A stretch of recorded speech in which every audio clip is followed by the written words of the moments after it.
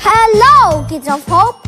Happy Sabbath and welcome to another episode of SciKid! When I was younger, I heard someone say that we cannot survive without God's forgiveness. I have been thinking about this concept for a while. This may have crossed your mind as well. Today, let us use science to help us see the importance of God's forgiveness. We will have a simple experiment today. Here are the things we need. 2 candles of the same size, 1 lighter, 2 saucers, but we're using big jars. There's 1 big and we're using 1 as big, 1 as small. Now that the materials are ready, let's get started. But first we have to arrange. I put a chopping board here so you can really see where it goes. So like this. So the first candle goes here, then the second candle goes here. Now we're actually ready. So, step 1, with a lighter, light each candle.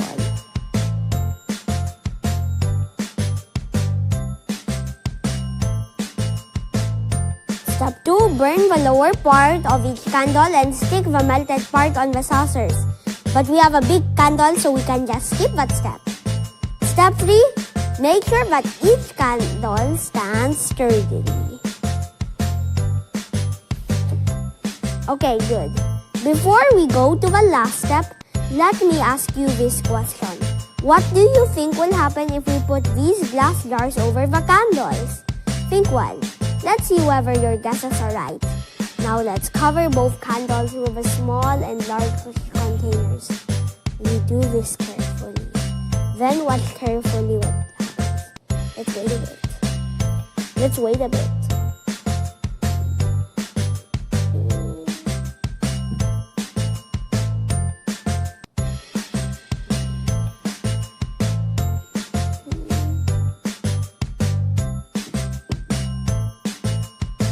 Look at that, the smaller candle is already going out. Oops! The light inside the small container went out. The candle has already dried up.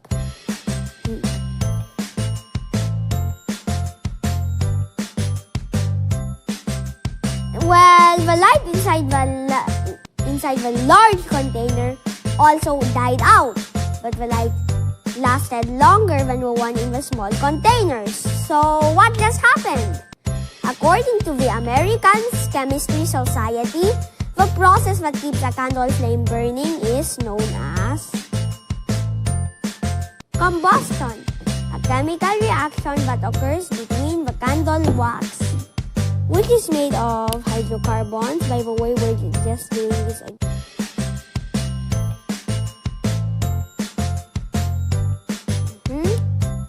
And oxygen from the air. This reaction releases heat and light, which we can see as the candle's flame. When you place a jar over the candle, you create a closed system.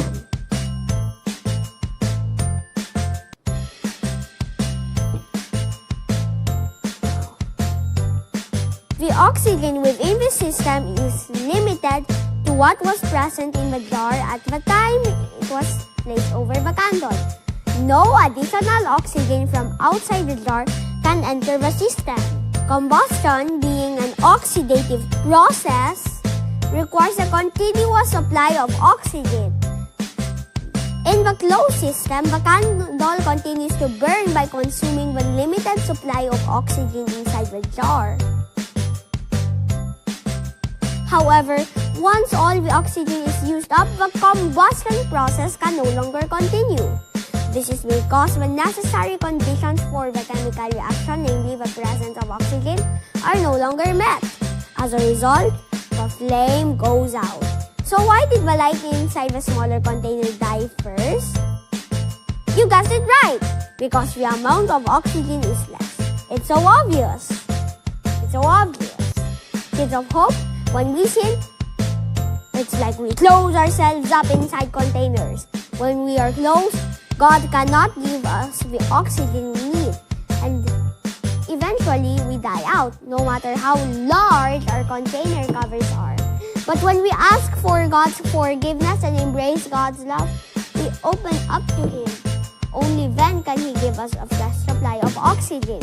Only then can we start anew with our spirits burning bright again. Psalm 88:5 says, "You, Lord, are forgiving and good, abounding in love to all who call on you." Kids of Hope, sometimes we might feel weak or down because of our mistakes. But remember, God is always ready to forgive us and fill us with His love. And that's the coolest science experiment of all. I hope you've learned something from our experiment today as I did.